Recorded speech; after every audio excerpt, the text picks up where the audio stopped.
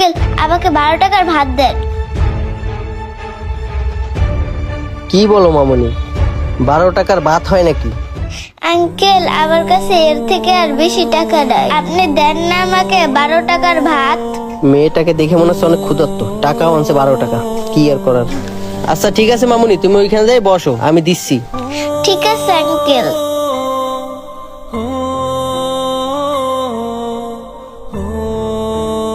মামুনি এই যে লও তোমার ভাত।